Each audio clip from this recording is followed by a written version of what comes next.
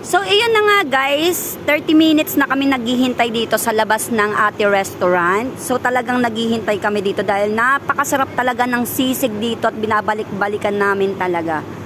So, ayan, medyo maliit lang ang kanilang pwesto. Dito yan sa Electra guys.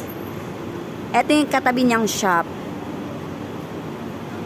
So, isa to sa pinakamasarap na restaurant dito ng mga Pilipino. So, try nyo na dumayo dito guys kasi talagang, tignan nyo naman.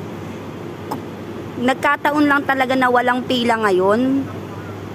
At kami na ang susunod. Kapag may lumabas dyan guys, so pwede na kami pumasok. Pero nagdi-deliver din sila, free delivery din sila dito. Pero i-try nyo, the best talaga ang sisig, wala akong masabi.